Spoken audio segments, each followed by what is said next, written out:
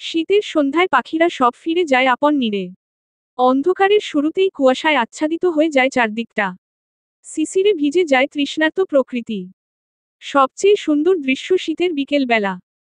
সূর্যের অস্ত যাওয়া মুহূর্তের সময়টা। রক্ত লাল হয়ে উঠে পশ্চিমা আকাশ। আর সবচেয়ে লোভনীয় শীতের এই রাতখানা, যেথায় একদিকে কিছু মানুষ প্রিয়জনের সাথে সেরা মুহূর্তগুলো কাটানোর স্বপ্নে বিভোর হয়, অন্যদিকে কিছু মানুষ খুব কাছের মানুষের কাছ থেকে পাওয়া অবহেলা নিয়ে নির্ঘুম রাত কাটিয়ে দেয়। গভীর নিস্তব্ধতায় ছেয়ে আছে চারিপাশ।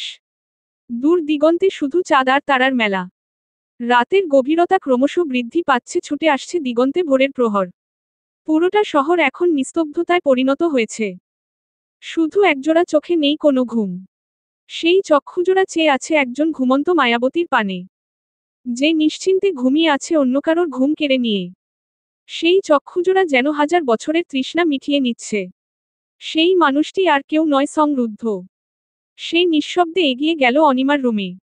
ভাগ্যবশত তার রুমের ঠিক বিপরীত পাশেই রুদ্ধের রুম। হয়তো এটা সৃষ্টিকর্তার লীলাকমল। রুদ্ধ এগিয়ে এসে বসল অনিমার মাথার ঠিক পাশে। দুহাত দিয়ে মুখখানা ধরে ধীর কণ্ঠে বলে উঠল, তোমার দিকে হাজার বছর ধরে চেয়ে থাকলেও তার তৃষ্ণা ফুরাবে না গো ফুলপরি। কারণ তুমি আমার নেশা। আমার নেশাটাই তুমিময়, যা অন্য কোনো নেশা মতন নয় যে কয়েক মুহূর্তে কেটে যাবে। আমি যে তোমার ভালোবাসা নামক অসুখে আক্রান্ত হয়েছি।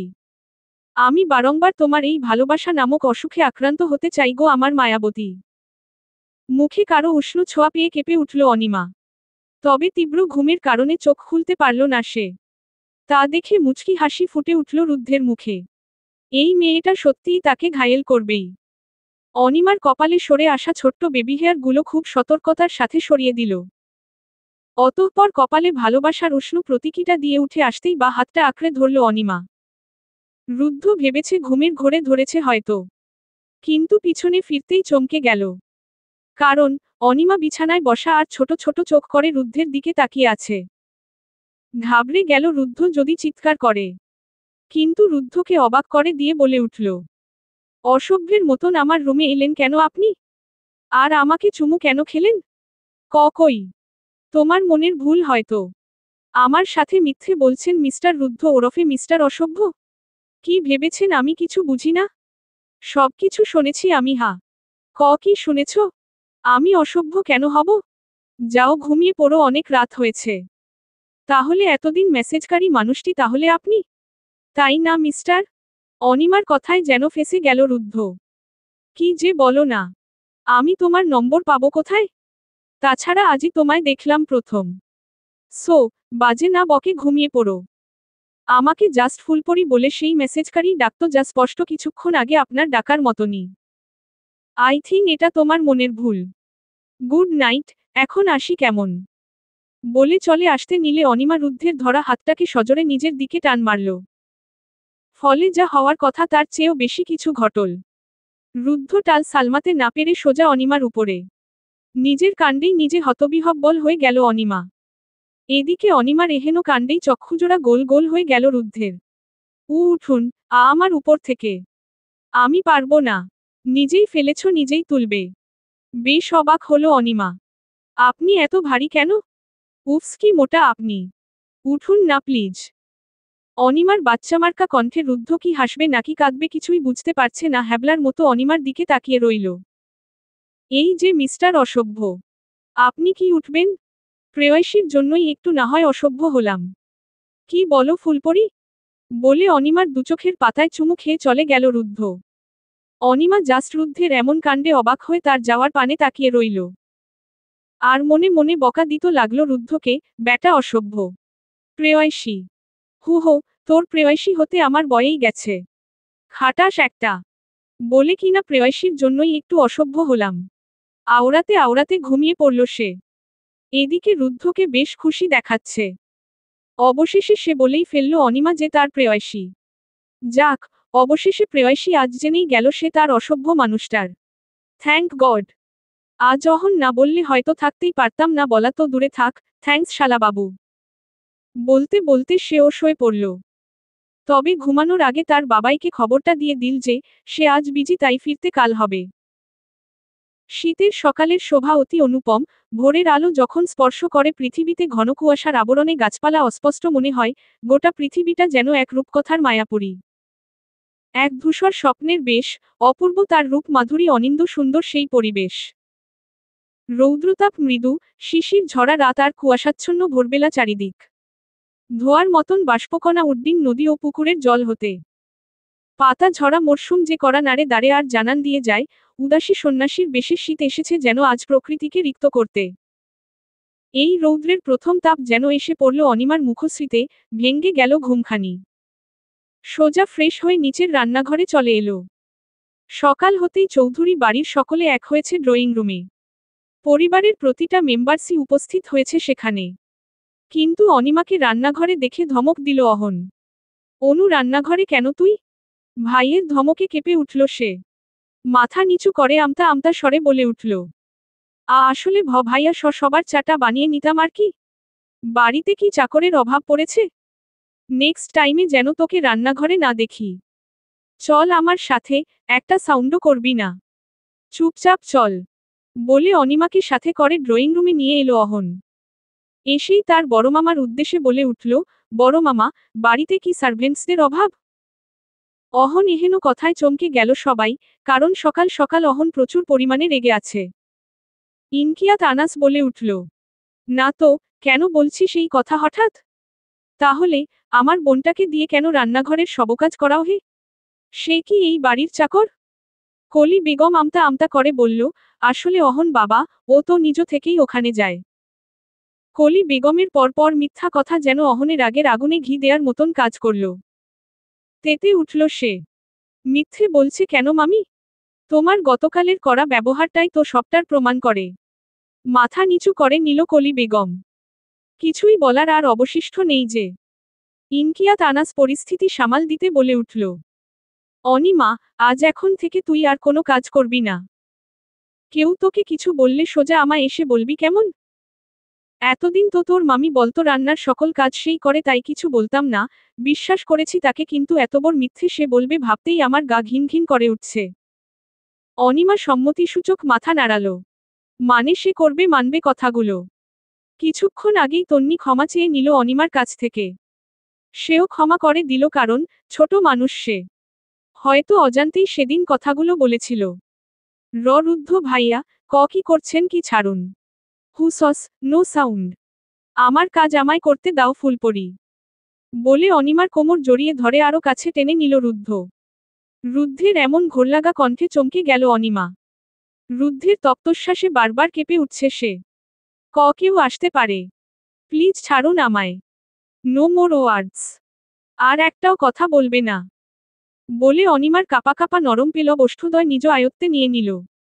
আবেশে চক্ষুজোড়া বন্ধ করে নিল অনিমা। কতক্ষণ ছিল জানে না তারা। কারণ রুদ্ধ তার প্রেয়সীর ছোঁয়া পেয়ে চারপাশ ভুলে গেল। অনিমাও এখন নিজের মধ্যেই নেই। হঠাৎ কারো আওয়াজে ধ্যান ভাঙল তাদের। দুজনের এমন রোমান্সের দিকে তাকাতেই বিস্ময় এসে ভর করল সামনের মানুষটির। চিৎকারে করে উঠল সে, আমি কিছু দেখিনি, আমি কিছু দেখিনি। মুহূর্তেই দুজন ছিটকে দূরে সরে পড়ল। রুদ্ধ সামনে মানুষটিকে দেখেও ডোন্ট কেয়ার ভাব নিয়ে তাকিয়ে রইল। কিন্তু অনিমা লজ্জায় মাথা তুলে তাকাতেই পারছে না। সাহস করে তাকাতেই আবারও একরাশ লজ্জা এসে যেন আষ্টেপৃষ্ঠে ধরল তাকে। কারণ সামনে। মাই গড অনু, তলে তলে এসব চলে? আমি কি তাহলে পর হয়ে গেলাম? আমাকে বললে কি এমন হতো? প্রেম করছিস ভালো কথা, আমাকে বললে কি হতো? অভিমানী কণ্ঠে বলে উঠল ফারিহা। রুদ্ধ এখনো ঠাই দাঁড়িয়ে আছে। যেমন তেমন ভাবেও নয়, একেবারে পকেটে দুহাত গুজে ডোন্ট কেয়ার ভাব নিয়ে। যেন কোথাও কিছুই হয়নি। ফারিহার কথায় প্রত্যুত্তরে অনিমা আমতা আমতা করে বলে উঠল, ফারুপু, বিশ্বাস করো আমি কিচ্ছু করিনি। এই অসভ্য লোকটা আমাকে জোর কর। অনিমাকে আর কিছু বলতে দিল রুদ্ধ। Like seriously? আমি জোর করে করেছি মিস অনিমা মেহরুবা? মানে এতে তোমার কোনো হাত ছিল না? আমি জাস্ট বিলিভ করতেই পারছি না, তুমি এত বড় একটা মিথ্যে বলতে পারলে? তাও তোমার প্রেমিকের নামে। তুমি আমাকে ভালোবাসো সেটা কি সরি ভাবিকে বলা যেত না? উনি তোমাকে নিজের বন্ধু আর ছোট বোন ভাবে, আর ওনাকে না বলে এটা কি ভালো হলো? বলেই অনিমাকে ফারিহার আড়ালে চোখ মেরে মাথা নাড়াতে নাড়াতে চলে গেল রুদ্ধ। রুদ্ধের কথাগুলো যেন অনিমার মাথার উপর দিয়ে গেল। অবাক হয়ে রুদ্ধের গমনপথের দিকে তাকিয়ে রইল অনিমা। তার ধ্যান ভাঙল ফারিহার কথায়। তা কতদিনের প্রেম হা? অহন ভাইকে বলবো বিয়েটা দিতে? নাকি আমি ব্যবস্থান করব বাকিটা? মুচকি হেসে বলে উঠল ফারিহা। ফারুপু, তুমিও? বিলিভ মি, আমি কিছুই করিনি। এই অসভ্য ব্যাটাই সব করেছে। তারপরে কাল রাত থেকে ঘটে যাওয়া সবকিছুই খুলে বলল ফারিহাকে। ফারিহা যেন অনিমার কথায় নিজের হাসি আটকাতেই পারছে না। অবশেষে শব্দ করেই হেসে দিল। এদিকে আড়াল থেকে সবটা শুনে নিল রুদ্ধ। নিজেই নিজের কপাল চাপড়াচ্ছে। উফ, এই মেয়েটাও না! একান্ত গোপনীয় কথাগুলোই বলার কি প্রয়োজন ছিল? দিল তো মানসম্মানের 12টা বাজিয়ে। ধ্যাতো, তোমাকে যে কাজ দিয়েছিলাম সেটা করতে গাফলতি করেছ তুমি, সো এর শাস্তি তো তোমায় অবশ্যই পেতে হবে। ফোনে কোন এক ব্যক্তিকে বলল কথাটি। ম্যাম প্লিজ আমার কথাটা শুনুন। ফোনের অপর পাশের ব্যক্তিটি আকুতি মিনতি করে বলল কথাটা। কি শুনবো হে? একটা কাজও ঠিক মতন করতে পারলে না তুমি? তোমার কথা শোনার প্রশ্নই আসে না। রাগান্বিত কণ্ঠে বলে উঠল মহিলাটি। প্লিজ ম্যাম দয়া করুন। আমি জানি এর ফল হয়তো খুব ভয়ানক হতে পারে। কিন্তু আমার যে সেদিন কিছু করার ছিল না। কারণ ওপারের ব্যক্তির মুখের কথা কেড়ে নিল মহিলাটি। No excuse. আমি জানি তুমি এখন নিজে আর নিজের পরিবারকে বাঁচাতে অনেক বাহানা দিবে, তাই তোমাকে একটা শেষ সুযোগ দেয়া হবে। পারবে তো সেই সুযোগটা কাজে লাগাতে? শয়তানি হাসি দিয়ে জিজ্ঞেস করল মহিলাটি। কিসের সুযোগ মা? কাকে শেষ সুযোগ দিতে চান আপনি? ননা মানে এই তো, কিছু না। তুমি কখন এলে ফারিহা? এই তো মা, এখনই এলাম। ভাবলাম আপনার কফিটা দিয়ে যায়। আপনি আবার কোল্ড কফি পছন্দ করেন, তাই আপনার কফিটা নিয়ে আসলাম। স্বস্তির নিঃশ্বাস ফেলল কলি বেগম। ওপাশের লোকটা হ্যালো হ্যালো করেই যাচ্ছে। তাই অগত্যা ফোনটা কেটে দিল কলি বেগম। মনে মনে ভাবতে লাগলেন, যাক বাবা, শুনতে পেল না সে। অনেক বড় বাঁচা বেঁচে গেলাম। না হলে আজই সব শেষ হয়ে যেত। এখন থেকে অনেক সাবধানে কাজ করতে হবে, না হলে সমস্ত প্ল্যানই বাতিল হয়ে যাবে শেষমেশ। কলি বেগমকে ভাবতে দেখে ফারিহা বলে উঠল। কি ভাবছেন মা? কফি কি ভালো হয়নি? ফারিহার ডাকে যেন হকচকিয়ে উঠলেন কলি বেগম। বেশ বিরক্ত হলো ছেলের বউয়ের উপর। রাগ লাগছে তার বেশ। আসারও যেন আর সময় পেল না সে। নিজেকে সামলিয়ে বলে উঠল। না আসলে, কিছু না। হে, কফিটা বেশ ভালোই হয়েছে। এই কফিটা আমার বেশ পছন্দের জানোই তো। তাই ভালো না হওয়ার প্রশ্নই বসে না। বলে মেকি হাসি দিলেন কলি বেগম। ফারিহাও বেশ আর ঘাটল না তার শাশুড়িকে। সে বুঝতেই পারল তার শাশুড়ি এই অসময়ে তার রুমে আসাতে একটু বেশি বিরক্ত হয়েছে। তাই বলে উঠল। মা, আমি আসি এবার। অহন ভাই ডাকছে আমায়। আচ্ছা, তাহলে যাও। হুম। বলে চলে গেল ফারিহা। হাঁটতে হাঁটতে ভাবতে বলতে লাগলো, হা হা, আপনি চলে ডালে ডালে আর আমি চলি পাতায় পাতায়। আপনার সব চাল তো আমিই শেষ করব। তাই ইচ্ছে না থাকা সত্ত্বেও ভাইয়ের কথা ফেলতে পারলাম না। এই বাড়ির বউ হতে হলো। না হলে আপনাদের মতন থার্ড ক্লাস মন মানসিকতার মানুষের সাথে মিশা আমি একদমই পছন্দ করি। শুধুইমাত্র রহস্য উন্মোচনের জন্যই এ বাড়িতে আসা। মনে মনে আওড়াতে আওড়াতে চলে এলে সে।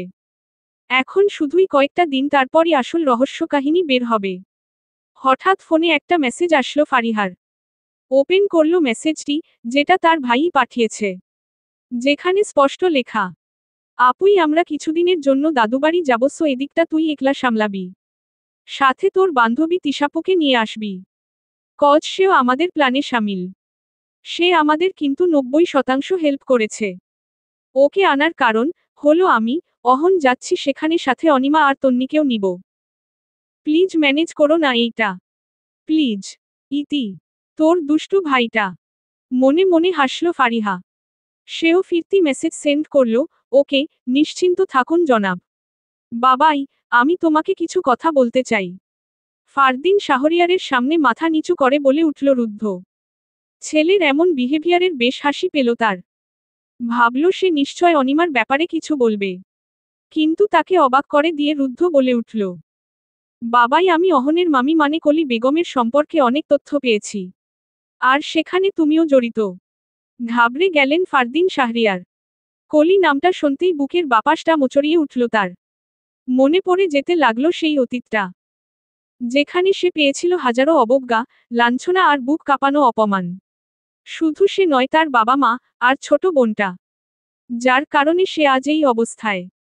পরিবারের ত্যায্যপুত্র হল সে। চোখ বেয়ে অবিরাম ধারায় গড়িয়ে পড়ছে কয়েক ফোঁটা নোনা জল। নিজেকে শক্ত করে মুছে নিল সে জলগুলো। না সে আর নরম করবে না নিজেকে। ছেলের জন্য হলেও নিজেকে সে শক্ত করবে। ভুলে যাবে তার কালো অতীতকে। ভুলে যাবে কলি নামের কেউ ছিল তার কালো অতীত জীবনে। ভুলে যাবে তার পরিবারকে। রুদ্ধের কথায় ভাবনামুক্ত হলো সে। বাবাই, আর ইউ ওকে? তোমায় বেশ চিন্তিত লাগছে, আমি কিছু ভুল বললাম? না, রুদ্ধ বাবা আমার। ওকে বলে শুকনো একটা হাসি দিল ফারদিন শাহরিয়ার। নিজেকে তিনি সামলাতে পারছেন না। বাবাই, তুমি কাঁদো। আমি তোমার সমস্ত অতীতের কথা জেনেছি, যেখানে তুমি বরাবরই নির্দোষ ছিলে, কিন্তু প্রকৃতি হয়তো চায়নি তুমি তখনই সব জানো। প্রকৃতি হয়তো রিভেঞ্জ নিতে চেয়ে সেটাও পরিণত সময়ে। তোমাকে যারা এমন অপদস্থ করেছিল প্রত্যেকের শাস্তি প্রকৃতি দিবে, আর তুমি চেয়ে দেখবে না সে যা অতি শীঘ্রই হবে। কারণ উপরে একজন নিশ্চয় আছে যিনি ছাড় দেন কিন্তু ছেড়ে দেন না। আর আজ তুমি কাঁদবে। কান্নার মাধ্যমে হলেও তুমি নিজের দুঃখগুলোকে বিসর্জন দাও। না হলে অতীতের সমস্ত দহন তোমায় পুড়াবে। প্লিজ বাবাই, তুমি কাঁদো একদম মন খুলে, বলে তার বাবাকে জড়িয়ে ধরল সে। তার বাবাও তাকে জড়িয়ে ধরে কেঁদে দিল হু হু করে। অনেকক্ষণ কাঁদলেন তিনি। নিজেকে বেশ হালকা লাগছে। এটাও ছিল হয়তো তার নিয়তিতে। তাকে অবাক করে দিয়ে রুদ্ধ সযত্নে তার চোখের জল মুছে দিল। বাবাই, আমি দাদুবাড়ি যাব। সব আগের মতোই করে দিব। রুদ্ধ ওর দাদুবাড়ি যাওয়ার কথায় ভয় পেয়ে গেল ফারদিন শাহরিয়ার।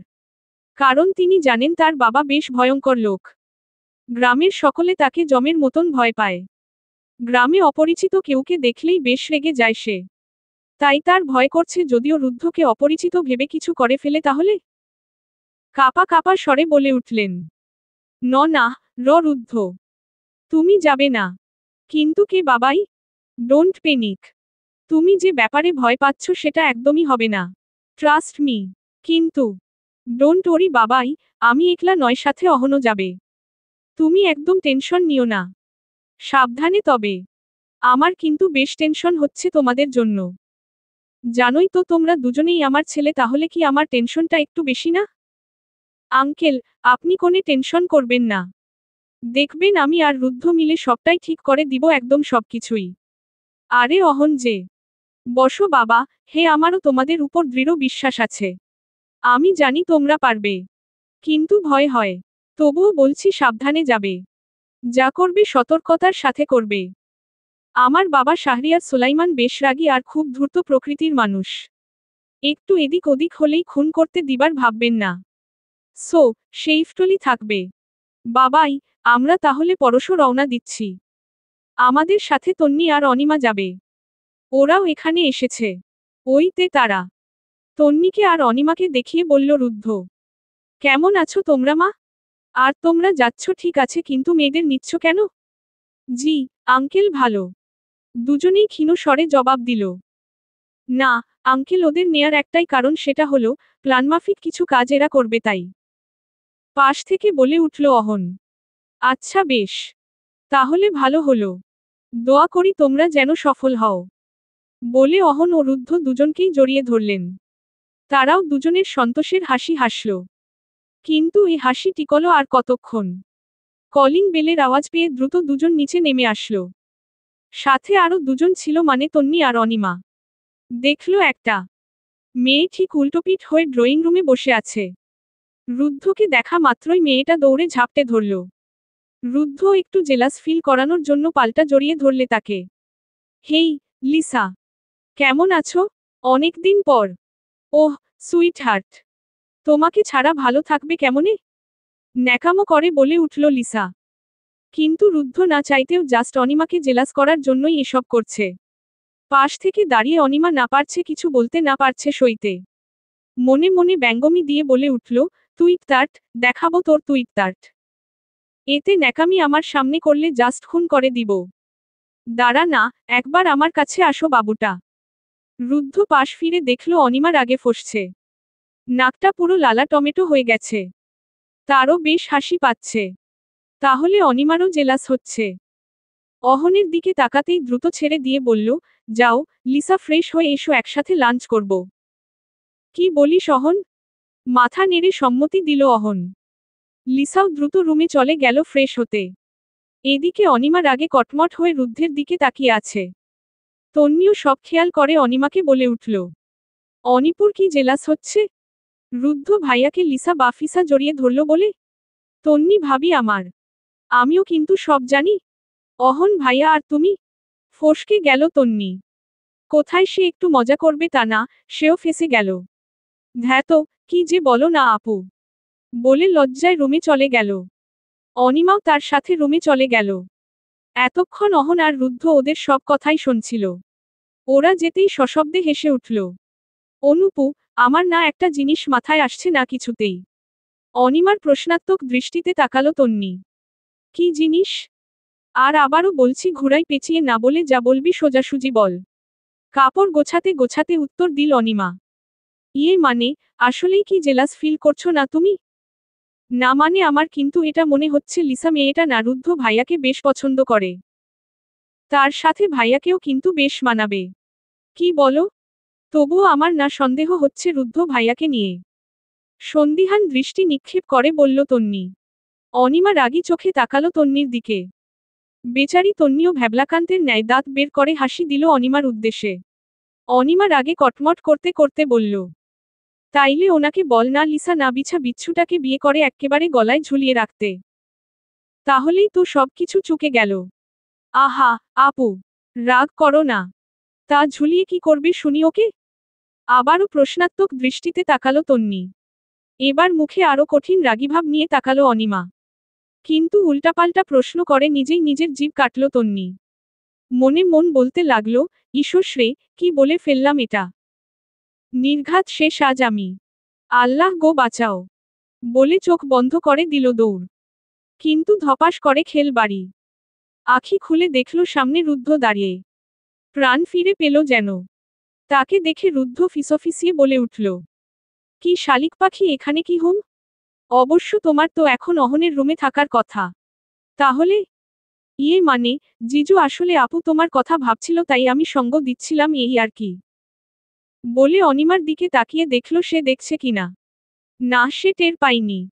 তাই আবারও বলে উঠল, জিজু, আমি তাহলে যাই কেমন? আর she is feelings now jealous. না মানে, লিসা আপুর ব্যাপারে। বলেই দৌড় দিল সে। মুচকি হাসি দিল রুদ্ধ। আসলেই কি অনিমা জেলাস ফিল করছে লিসার ব্যাপারে? ভাবতে ভাবতে অনিমাদের রুমে প্রবেশ করল সে। কাপড় গোছানোতে এতটাই মনোযোগ ছিল যে রুমে কারে উপস্থিতি টের পেল না অনিমা। হঠাৎ কারো তপ্ত নিঃশ্বাসে ধ্যান ভাঙল তার। পিছনে ফিরে দেখতেই রুদ্ধকে চোখে পড়ল তার। সাথে সাথে ভ্রুকুঞ্চন হল তার। নেত্রপল্লব পড়ার আগেই নিজেকে রুদ্ধের বাহুডোরে আবিষ্কার করল সে। রুদ্ধ অনিমার কানে ফিসফিস করে বলে উঠল, মিস অনিমা মেহরুবা, আপনি কি ঠিক আছেন? না মানে, কেউ একজন বলছিল এখানে পোড়া গন্ধ আসছে। রুদ্ধের থেকে জোর করে নিজেকে ছাড়িয়ে নিল অনিমা।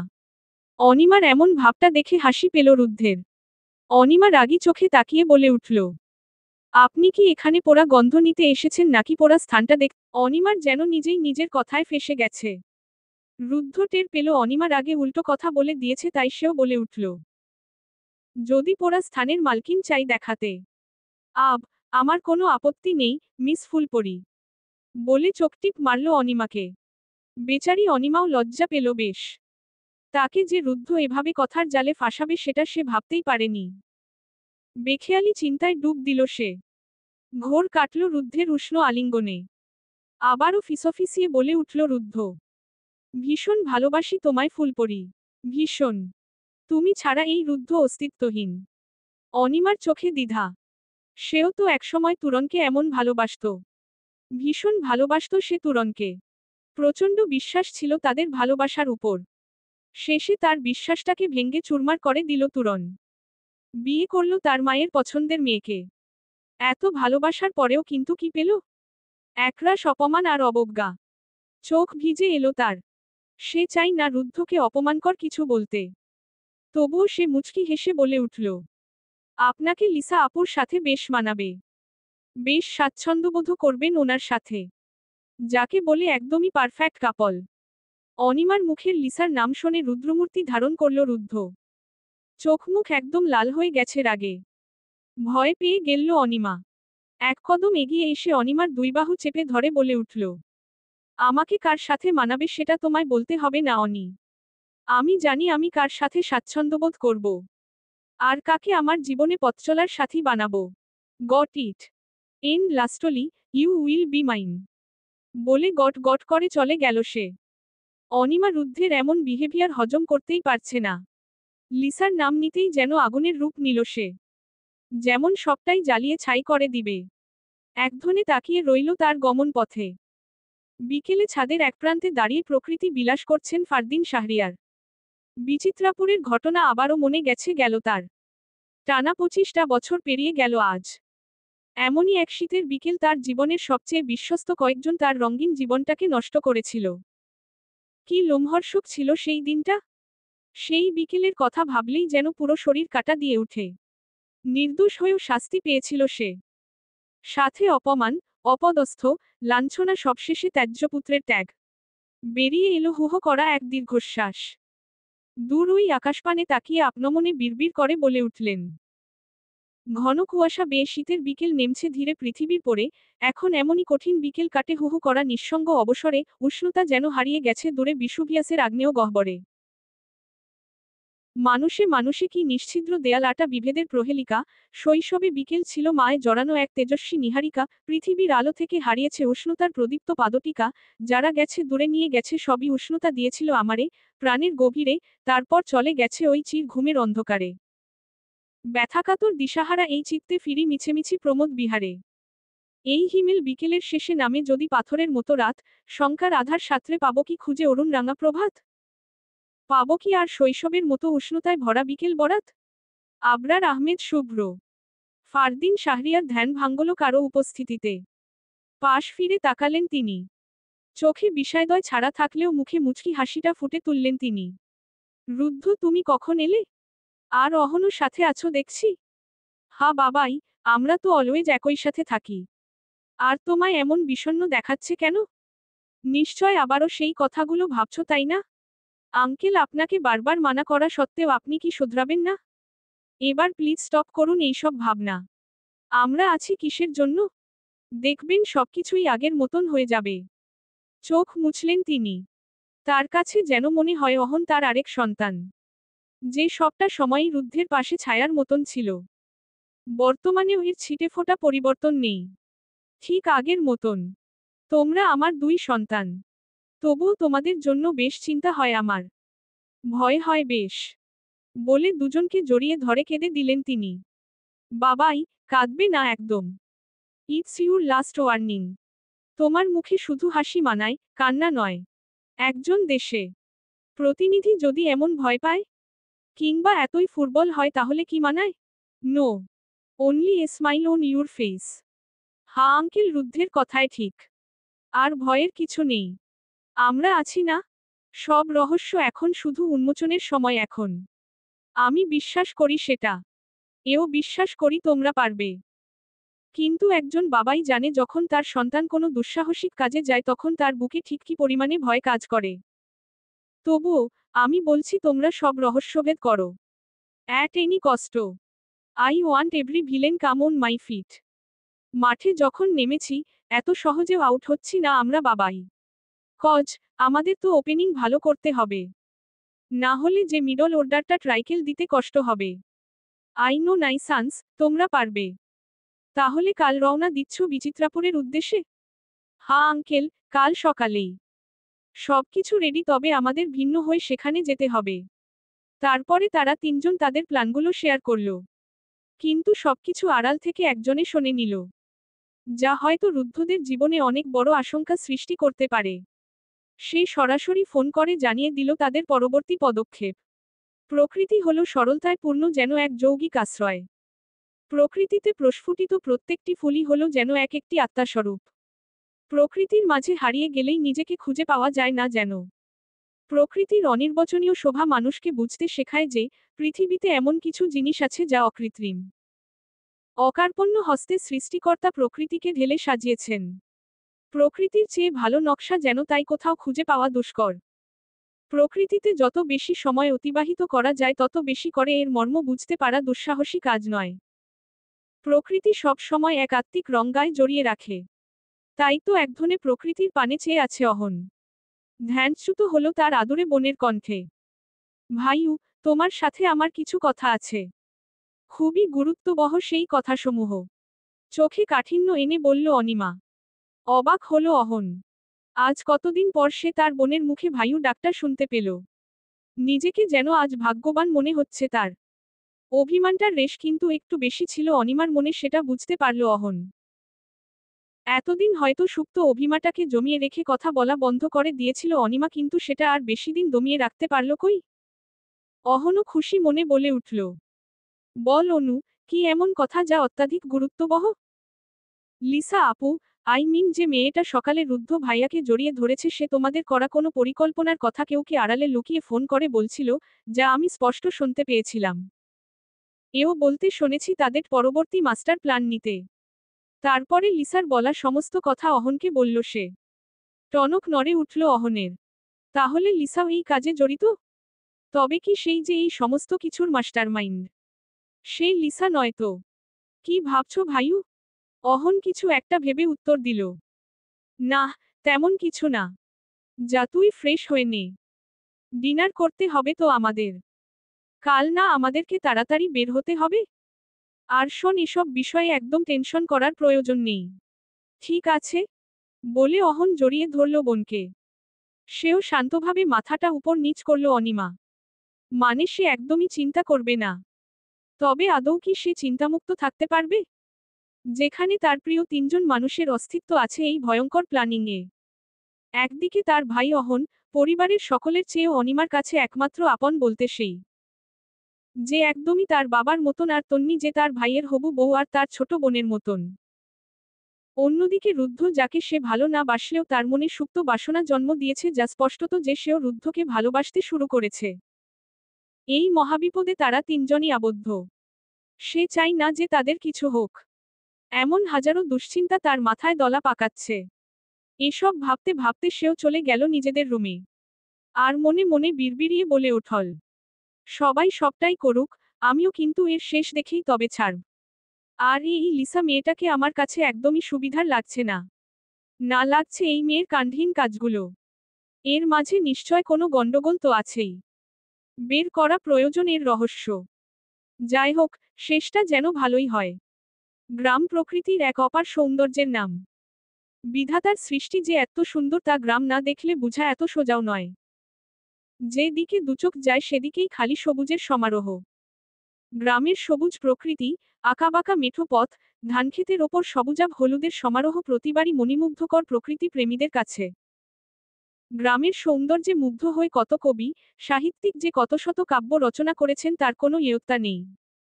গ্রামের সৌন্দর্য ফুটে উঠেছে কবিতার পাতায় পাতায়, গানের প্রতিটি লাইনে লাইনে। তাই তো কবির সুরে বলা হয়, গ্রাম ছাড়া ওই রাঙামাটির পথ আমার মন ভোলায় রে। সবুজের ছায়ায় ঘেরা গ্রামের সৌন্দর্য মুগ্ধ করে সকলকে। গ্রামের বিশাল বিস্তীর্ণ মাঠ, সেই সাথে বেয়ে চলা আঁকাবাঁকা পথ যদি জানান দেয় প্রকৃতি বয়ে চলে তা নির্দিষ্ট নিয়মে এবং নির্দিষ্ট গতিতে। গ্রামের সৌন্দর্য কখনোই ইটকাঠে তৈরি দালানের শহরে পাওয়া সম্ভব নয়। তাই তো শহরের মানুষ খানিকটা অবসরে নারীর টানে ছুটে আসে তারই জন্মস্থল প্রকৃতিতে ঘেরা এই গ্রামে। প্রতিটি ঋতুর জন্য থাকে ভিন্ন ভিন্ন ধরনের আচার এবং অনুষ্ঠান। প্রতিটি ঋতু তাই আপন মহিমায় ভিন্ন ভিন্ন সৌন্দর্যের উৎস নিয়ে হাজির হয় গ্রামে। গ্রীষ্মকালে নানা ধরনের ফলের বাহার, শীতকালের খেজুরের রসের হিড়িক, বর্ষাকালে নানান ধরনের মাছ ধরার হিড়িক, শরতের শুভ্র কাশফুল প্রতিদিন হয়ে উঠে গ্রামীণ উৎসব পার্বণময়। গ্রামে হয়তো শহরের মতন অটো সুযোগ কিংবা সুবিধা নেই, কিন্তু রয়েছে অপরূপ শান্তি এবং অপার প্রকৃতির সমারোহ। বিচিত্রাপুরের প্রকৃতিতেও এই ধরনের আমেজ বর্তমানে বিরাজমান। এইখানকার আবহাওয়াও যেন বিচিত্রাপুরের মতন সম্পূর্ণ বিচিত্র। বেশ মনোরম আর মঞ্জুরানো। রুদ্ধরাও বেশ কিছুক্ষণ আগেই পৌঁছেছে এই গ্রামে। অনিমা, তন্নিরও বেশ ভালো লাগছে এই সবুজের সমারোহ প্রকৃতি। অবাক নয়নে তাকিয়ে রইল প্রকৃতি। অহন রুদ্ধ তাদের প্রেয়সীদের অবাক চাহনির দিকে মুগ্ধ নয়নে তাকিয়ে তাদের পরিলক্ষণ করছে। রুদ্ধদের সকলের সম্বিত ফিরল গ্রাম্য কিছু লোকদের কোলাহলে, যেটা তাদের জন্যই হয়েছে মনে হলো রুদ্ধের। সে দ্রুত গাড়ি থেকে নেমে পড়ল। সাথে অহন, অনিমা, তন্নিও নেমে পড়ল। একজন 40 বয়সী লোক এলো রুদ্ধের কাছে। রুদ্ধের মানুষটাকে বেশ চেনা চেনা লাগছে। কোথায় দেখেছে বলে মনে হচ্ছে তাকে। লোকটা রুদ্ধের কাছে এসে জিজ্ঞেস করল, তোমরা কি শহর থেকে এসেছো বাবারা? তোমাদের দেখে তো এমনই মনে হচ্ছে। রুদ্ধ তৎক্ষণাৎ উত্তরটা দিয়ে দিল, জি আসলে আমরা শহর থেকে এসেছি। আসলে বিচিত্রাপুরের নাম অনেক শুনেছি, তো তাই এখানে আসা। এখানকার পরিবেশের সাথে পরিচিত হতেই আসা। লোকটাকে শিক্ষিত মনে হচ্ছে ওদের সকলের। লোকটা যেন এবার বেশ খুশি হলো মনে হয়। আচ্ছা বেশ, তোমরা তাহলে গ্রামে যেতে পারো। আরেকটা কথা, তোমাদের কি এখানে চেনা জানা কেউ আছে যাদের কাছে তোমরা থাকবে?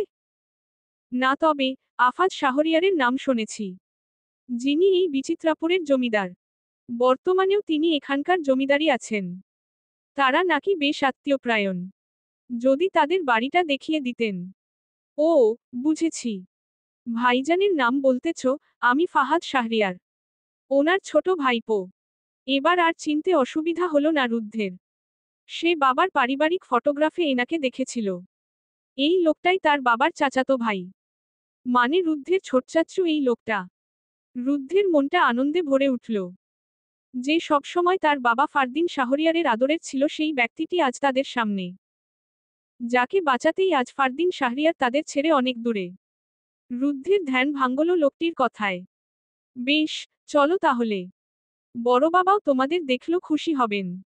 বেশ ভালো মনের মানুষ আমার বড় বাবা, বলে সামনের লোকদের তাদের স্থানীয় ভাষায় কি যেন বলল। সকলে আস্তে আস্তে সরে গেল সামনে থেকে আর তাদের যাওয়ার পথ করে দিয়ে। যে যার কাজে চলে গেল। আর আমান শাহরিয়ার নামের লোকটি সহ সকলে আবার গাড়িতে চড়ে বসল। তাদের সাথে করে গাড়ি নিয়ে এগিয়ে চলল শাহরিয়ার প্যালেস এর উদ্দেশ্যে। বেশ কিছুক্ষণ পর তাদের গাড়ি এসে পৌঁছালো শাহরিয়ার প্যালেস এর সামনে। সকলে অবাক হয়ে তাকিয়ে রইল বাড়িটার দিকে। রাজপ্রাসাদের চেয়ে কোনো অংশে কম নয় এটা। পুরনো হলেও বেশ সুন্দর, আর রাজকীয় ভাবটাই রয়ে গেছে এই বাড়ির। রুদ্ধের ছোট চাচা বলে উঠল, তোমরা কিছুক্ষণ দাঁড়াও, আমি আসছি ভেতর থেকে। কিছু মনে করো না বাবারা। অহনও নির্দ্বিধায় উত্তর দিল, সমস্যা নেই আঙ্কেল, আপনি যেতে পারেন, ততক্ষণে আমরা এখানে আছি। আচ্ছা তাহলে, বলে উনি বাড়ির ভিতরে প্রবেশ করলেন। আর এদিকে রুদ্ধ অহনকে চোখের ইশারায় কিছু একটা বললে অহন আশ্বস্ত করল সব ঠিক হয়ে যাবে। তখন থেকেই কেউ কোনো কথা বলেনি। রুদ্ধের ছোটচাচ্চু বললেও সকলে শুধু হাহু আর কিছু টুকিটাকি উত্তর দিয়েছিল। অহন রুদ্ধের কাছে এসে চুপি চুপি বলল, দোস্ত, কোনো কিছু চিন্তা করার প্রয়োজন নেই। সবকিছু ঠান্ডা মাথায় করতে হবে। আর যেন ভুল না হয়। তাহলে সবটাই গঙ্গার জলে। বুঝেছিস? Yes, I can. তবে তোরাও একটু সাবধানে থাকবি। ইয়ে মানে, তন্নির সাথে বেশি রোমাঞ্চ করতে যাইস না আবার। যদি ওরা দেখে তাহলে তোদের ধরে এখানেই বিয়ে দিয়ে দিবে। আরে নো প্রবলেম। সেটাই তো চাইছি ভাই। সেটা হলে তো ভালোই হয়, একেবারে শ্বশুরবাড়িতে বাচ্চা পয়দার খবর নিয়ে যাব। বলে রুদ্ধকে চোখ মেরে দিল অহন। বেচারি তন্নিও লজ্জায় মাথা নিচু করে রইল। যেন সুযোগ পেলেই মাটিতে গর্ত করে লুকিয়ে পড়বে এমন অবস্থা। আর অনিমা সুযোগ পেয়ে আরও লজ্জা দিচ্ছে তন্নিকে। রুদ্ধ হাসতে হাসতে জবাব দিল, আমিও রে। বাবাকে যেন সুখবর দিতে পারি একেবারে এখান থেকে বিয়ে করে নিয়ে গিয়ে। রুদ্ধের কথায় যেন বাজ পড়ল অনিমার। কিসের সুখবর ভাইয়া? দাঁতে দাঁত চেপে বলে উঠল অনিমা, আমার বাবা হওয়ার। দেখি গ্রামের কোণে সুন্দরী মেয়ে পায় কিনা। তাহলে একেবারে বিয়ে করে বাবা হওয়ার সুখবরটা বাবাইকে দিব। দাঁত কেলিয়ে বলে উঠল রুদ্ধ। এবার যেন হঠাৎ মাথায় যেন আগুন ধরে গেল অনিমার। যেন মুহূর্তেই হিতাহিত জ্ঞান লোপ পেল তার। সে এসে তার ভাইয়ার সামনেই রুদ্ধের কলার চেপে ধরে বলে উঠল, আমাকে ছেড়ে অন্য মাইয়াকে বিয়ে কথার মাথায় আনছস বেটা খাটাস। তুই শুধুই আমার। এই অনিমার অনিরুদ্ধ। রুদ্ধরা যেন অবাকের শেষ পর্যায়ে। অনিমা এমন বিহেভ যেন রুদ্ধের হজম হচ্ছে না। অনিমার কানের কাছে মুখ এনে ফিসফিস করে উঠল। মাই গড, মিস অনিমা মেহরুবা। আপনি কি বললেন? সম্বিত ফিরে এলো অনিমার। কি বলল সে কিছুক্ষণ আগে? লজ্জায় নিজেই নিজের মাথায় চাপড় দিল। রুদ্ধ বিয়ে করবে এতে নিজের কেন এত রাগ হচ্ছে সেটাই বুঝতে পারছে না অনিমা। দ্রুত কলার ছেড়ে দিয়ে অন্যদিকে ফিরে তাকিয়ে রইল অনিমা। সবাই যেন আজ নতুন অনিমাকে দেখছে। অহন মনে মনে খুশি হলো অবশেষে তার বোনও তার প্রাপ্ত মানুষটির দিকেই এগুচ্ছে। সকলের ভাবনার মাঝে আগমন গঠল রুদ্ধের ছোট চাচা আর একজন ষাটোর্ধ্ব বয়স্ক মানুষের। পিছনে আরও কয়েকজন মহিলা। সকলকে চিনতে একটুও কষ্ট হলেও ষাটোর্ধ্ব বয়স্ক ব্যক্তিটিকে চিনতে অসুবিধে হলো না রুদ্ধের। এই সেই কাঙ্ক্ষিত মানুষটি। অস্ফুট স্বরে বলে উঠল, দাদুই, তোমরা নিশ্চয় শহর থেকে এসেছো এখানে? কথাটা বলতে বলতে এগিয়ে আসলেন রুদ্ধের দাদুই আফাজ শাহরিয়ার। তা দেখে রুদ্ধ কিছুক্ষণ ওনার দিকে তাকিয়ে মাথা নিচু করে বলে উঠল, হ্যাঁ, আসলে আমরা শহর থেকেই এখানে এলাম। আর রুদ্ধের কথার মাঝেই বাদ সাধলেন তিনি। দৃঢ় কণ্ঠে বলে উঠলেন, এসেছো ভালো কথা। তা হঠাৎ এখানে আসার কারণ? তাও শীতের মৌসুমে। এই মৌসুমে কখনো এখানে কেউ আসে না তেমন। পাশ থেকে অহন বলে উঠল, আপনি আমাদের দাদুর মতোই, তাই আপনাকে দাদু বলেই ডাকছি। আসলে, দাদু এখানে আমরা ঘুরতে এসেছি। কখনো আমাদের শীতের মৌসুমে কুয়াশাচ্ছন্ন গ্রামের দেখা হয়নি তো তাই দেখতে এলাম কুয়াশায় ঘেরা গ্রামের দৃশ্য দেখতে কেমন লাগে। আর সেটা উপভোগ করার জন্যই এখানে আসা মূলত। যদি আপনাদের অসুবিধা হয় তো আমরা। বলে রুদ্ধের দিকে এক পলক তাকালো অহন। আচ্ছা বেশ দাদু বলেই ডাকো। আর তোমরা এখানে থাকলে আমাদের কোনো অসুবিধে নেই বরং আমরা খুব খুশি হব। যদি তোমরা এখানকার শীত সহ্য করতে পারো তাহলে নিশ্চিন্তে এখানে পুরো মৌসুমটা কাটিয়ে তবেই যেতে পারবে। কারণ, এই বিচিত্রাপুরের শীতের মৌসুম বেশ প্রকট। যার দরুন এখানে তেমন অতিথিদের আসা হয় না। তোমরা চাইলে এখানে পুরো মৌসুম জুড়েই থাকতে পারো। এতে আমাদের কোনো আপত্তি নেই। ধন্যবাদ দাদু, তবে আমরা পর্যাপ্ত কাপড়ও এনেছি। এখানে থাকতে আমাদের কোনো সমস্যা হবে বলে মনে হচ্ছে না। বেশ, তাহলে এসো ভিতরে তোমরা। বলে বাড়ির দিকে এগিয়ে গেলেন তিনি। আর চাকরদের ফরমাইশ করতে লাগলেন রুদ্ধদের সাহায্য করতে আর তাদের জন্য খাবারের ব্যবস্থা করতে। কাজের লোকগুলো রুদ্ধদের লাগেজগুলো নিয়ে তাদের বাড়ির দিকে নিয়ে চলল। তারপরে বাড়ির বড় ফটক পেরিয়ে সকলে বাড়ির ভিতরে প্রবেশ করল। এ যেন একটার ভেতর আরেকটা বাড়ি সম্মিলন এখানে। সকলে বেশ অবাক হয়ে চারদিকটা খুঁটিয়ে খুঁটিয়ে দেখছে। সবুজের সমারোহ তাও বাড়ির ভেতরে। সকলে চলো এলো বিশাল রাজপ্রসাদতুল্য বাড়িটার একদম ভিতরে। রুদ্ধ অহনদের বাড়ি এই বাড়ির তুলনায় কিছুই নয়। চাকরগুলো তাদের রুম দেখিয়ে দিল। অহন রুদ্ধ তারা এক একজন এক রুমে। আর অনিমা তন্নি দুজনেই এক রুমে। তারাও যে যার রুমে গিয়ে ফ্রেশ হয়ে নিল। সবশেষে তাদের খাবারের জন্য নিচে ডাকা হলো। সবাই নিচে নেমে দেখতে পেল হরেক রকম পিঠাপুলির সমাহার ডাইনিং টেবিলটাতে। রুদ্ধের দাদুই তাদের আসতে দেখে টেবিলে বসার জন্য বলল। তারাও বসল সাথে জোর করে আফাজ শাহরিয়ার মানে রুদ্ধের দাদুইকে বসিয়ে দিল। তার হাজারো বাহানা শুনল না তারা। আড়ালে দাঁড়িয়ে তাহমিদা খাতুন মানে রুদ্ধের দিদুন মুচকি হাসি দিয়ে মনে মনে বলে উঠলেন, যাক, ফারদুর ছেলেটা অবশেষে এলো দেখি। ওই পারবে তার দাদুর সব ভুল ভেঙে মন থেকে সব মুছে সঠিক দিকে ফিরিয়ে আনতে। দোয়া করি দাদুভাই সফল হো তুই। আমি তো মা। আমি জানি আমার ফারদুটা সেদিন কিছুই করেনি, তাকে ফাঁসিয়েছিল সেই নংপুস্কের দল। এবার সবকটাই শাস্তি পাবে। তুই দিবি তাদের শাস্তি দাদুভাই। আমি সেটা মনেপ্রাণে বিশ্বাসও করি। আমি এও জানি আমার ফারদুই তোকে এখানে সকল সমস্যা সমাধানের জন্যই পাঠিয়েছে। তুই পারবি শাহরিয়ার প্যালেসের সেই আগের উচ্ছ্বাসটা ফিরিয়ে দিতে। বলে আঁচল দিয়ে চোখের জলগুলো মুছে নিলেন। সবাই খুব আয়েশ করেই নাস্তা সেরে নিল। এরপরে আফাজ শাহরিয়ার রুদ্ধদের নিয়ে বারান্দায় বসলেন। তাদের বসতে বললেন তাদের কাছ থেকে কিছু জিজ্ঞেস করবেন বলে। তা তোমরা কি ভাই বোন? মানে সবাই কি ভাই বোন? সবাই ভাইবোন কিনা জানতে চেয়ে যেন রুদ্ধদের অস্বস্তিকর অবস্থায় ফেললেন আফাজ শাহরিয়ার। রুদ্ধ কাছুমাছু হয়ে উত্তর দিল, না দাদুই, অহন মেহবুব আর অনিমা মেহরুবা এরা দুজনই আপন ভাই বোন। আর অহনের বোন মানেই তো আমার বোন। অনিমার পাশের জন হলো গিয়ে তন্নি মানে অনিমা ইনকিয়াত তন্নি। মানে অনিমার হবু ভাবি সাথে অনিমার মামাতো বোনও সে। আর আমি রুদ্ধ শাহ আহমেদ মানে অহনের বন্ধু, ভাই, বেস্ট ফ্রেন্ড যা ভাবেন আর কি। এদিকে অনিমা মনে মনে ভীষণ ক্ষেপেছে রুদ্ধের উপর। রাগে দুঃখে অনিমা মনে মনেই বিড়বিড় করছে, আমি আপনার বোন লাগি।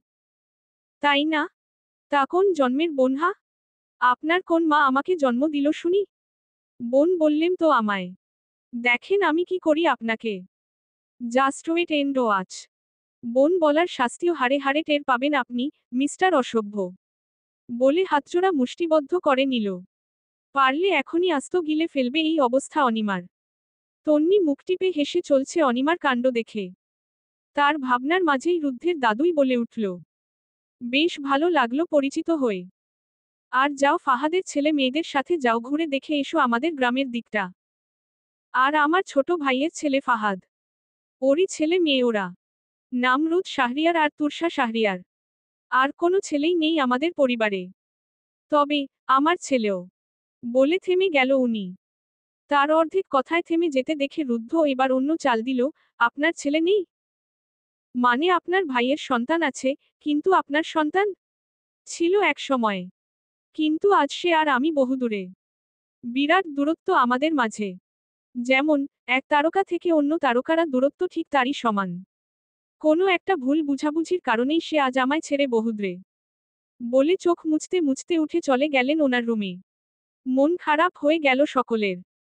রুদ্ধ মনে মনে বলছে, বহুদূরে নয় দাদুই। তোমার কাছেই আছে বাবাই। খুব শীঘ্রই এই দূরত্ব শেষ হয়ে বাবা ছেলে এক হবেই। ভালোবাসায় ভরপুর হয়ে থাকবে শাহরিয়ার প্যালেস। ইনশা আল্লাহ। বলে দীর্ঘশ্বাস ফেলল সে। বিচিত্রাপুরে বেশ কয়েকটা দিন আনন্দের সাথেই কেটে গেল সকলের।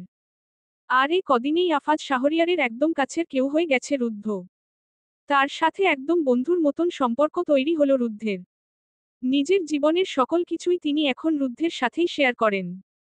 তাছাড়া তার চাচা চাচি, চাচাতো ভাইবোন সহ সকলের সাথে বেশ বন্ধুত্বপূর্ণ সম্পর্কও তৈরি হয়ে গেছে ইতিমধ্যেই। কিন্তু সম্পর্কের অবনতি হচ্ছে অনিমার সাথে। সে রুদ্ধকে একদম কাছে ঘেঁষতেই দেয় না। বেচারা রুদ্ধ আছে বেশ দুঃখে। এই নিয়ে তার দুঃখের শেষ নেই। অসহায় হয়ে বারংবার অহনের কাছে গেলেও শেষমেশ একই দুঃখ নিয়েই ফিরতে হয় তাকে। কেননা, অনিমার মতন তন্নিও এখন সেই হারে অহনকে ইগনোর করছে। খালি কথায় কথায় ভাইয়া ভাইয়া বলে মাথা খাচ্ছে। তাদের কাণ্ড দেখে তুরসা আর রোদ হাসতে হাসতে শেষ। কিন্তু তার মাঝেও এবার আসল কাজটা করা এখনো বাকি রুদ্ধদের। যে কারণে এখানে আসা তাদের। কেননা শীত প্রায় শেষের পথে এখন। আর কাজটাও শীতের শেষ হওয়ার আগেই করতে হবে। আর সেই কাজ হলো সবকিছুর রহস্য উন্মোচন করা। কেন তার বাবা আজ সকলের চোখে এতটা খারাপ হলো? সে তার প্রথম ধাপ হিসেবে তার চাচাকেই মার্ক করল। তার চাচা ফাহাদ শাহরিয়ারি হয়তো তাকে এই সম্পর্কে বেশ কিছু ধারণা দিবে বলে মনে হচ্ছে অহনের। অহন বলে উঠল। রুদ্ধ আমার কি মনে হয় জানিস? ফাহাদ আঙ্কেল তোকে অনেক তথ্য দিতে পারবে। তুই একবার ওনার সাথে কথা বলে দেখ। I think he will help you. ভয় লাগছে যদি জিজ্ঞেস করতে গিয়ে হিতে বিপরীত হয়ে যায়। তাহলে সবকিছুই শেষ হয়ে যাবে। আর বাবাইকে দেয়া কথা আমার আর রাখা হবে না। বলে বেশ কিছুক্ষণ পিনপিন নীরবতা বিরাজ করছে সেই রুমে। হঠাৎ রুদ্ধ বলে উঠল। আচ্ছা চল, ভয় করলে হবে না। আমাদের এখনই সময় চাচ্চুর কাছ থেকে সত্যিটা জেনে নেয়া। না হলে সময় গড়িয়ে যাওয়ার পরেও আর কিছু হবে না। বলে রুদ্ধ এক পলক অহনের দিকে তাকালো। সে নিশ্চুপ ভঙ্গিমায় বসে আছে। সে জোর করে অহনকে উঠালো, তারপরে দুইজনেই ফাহাদ শাহরিয়ারের রুমের দিকে রওনা হলো। কিন্তু রুম থেকে বেরুতেই তাদের সামনেই বাধা হয়ে দাঁড়ালেন রুদ্ধের দিদুন তাহমিদা খাতুন। তিনি চারদিকে একবার চোখ বুলিয়ে ইশারায় তাদের নির্দেশ দিলেন সদর দরজার বাইরে যে ঘরটা আছে সেখানে অপেক্ষা করতে। তারাও সেই কথা মতন সেখানে গিয়ে তাহমিদা খাতুনের জন্য অপেক্ষারত রইল। ঘণ্টাখানিক পর তিনি চোরের মতন করেই ঢুকে ভীতি থেকে দরজা আটকিয়ে দিলেন। বেশ অবাকও হলো রুদ্ধরা তার এমন আচরণে। কেন তিনি হঠাৎ তাদের এখানে নিয়ে এলেন? কিন্তু তাদের ভাবনার মাঝেই তিনি বলে উঠলেন। রুদ্ধ দাদু ভাই, আমি জানি তুই আমার ছেলে ফারদিনের ছেলে। এটাও জানি তুই এখানে কেন এসেছিস। চমকে উঠলে রুদ্ধ। সাথে অহনও। তারা আপন মনে ভাবছে তাহলে কি সবটাই শেষ হতে চলল? কিন্তু তাদের অবাক করে দিয়ে তিনি বলে উঠলেন, জানিস দাদু ভাই, আমি তো মা। আমি ঠিকই ধরতে পেরেছিলাম যে আমার ছেলে কিছু করে নাই। কিন্তু তোর দাদুই যে রাগ, তার কাছে আমি কিছুই বলতে পারলাম না। আমার ছেলেটার কোনো দোষ ছিল না। ওই মানুষটিই সবকিছু করছে। সেই আমার ছেলেটাকে ফাঁসিয়েছে। সম্পত্তির লোভে পড়ে সে এসব করছে। তার মানে তুমি সব জানো দিদুন। কিন্তু দাদুইকে এসব বললে না কেন? আমি সব জানি না বাবা, তবে এই ব্যাপারে তোকে ফাহাদ সাহায্য করবে। আমরা তো ওনার কাছেই যাচ্ছিলাম, মাঝখানে আপনি আসাতেই আর যাওয়া হলো না। বলে অহন তাহমিদা খাতুনের দিকে তাকালো। কারণ সে এখন রুদ্ধের দাদুইয়ের কাছে। রাতের বেলা আমি নিজেই ওরে তোমাদের ঘরে পাঠাবো। তখন সবকিছু জেনে নিও। তবে সাবধান, তোর দাদুই যেন ঘুণাক্ষরেও টের না পাই। তুমি চিন্তা করো না দিদুন, তোমার দোয়ায় দেখবে সবকিছু আগের মতোই হয়ে যাবে। আই প্রমিজ উইথ ইউ দিদুন। কিন্তু লোকটাকে? সে এখন থাকে কোথায়? আমি জানি দাদু ভাই, তুই পারবি সব ঠিক করতে। আর সে লোকটা হলো আলী মির্জার ছেলে। এই এলাকারই একজন বর্ণাঢ্য ব্যক্তি সে। কি নাম আলী মির্জার সেই ছেলের? প্রশ্নসূচক দৃষ্টিতে তাকালো অহন। সাথে রুদ্ধও।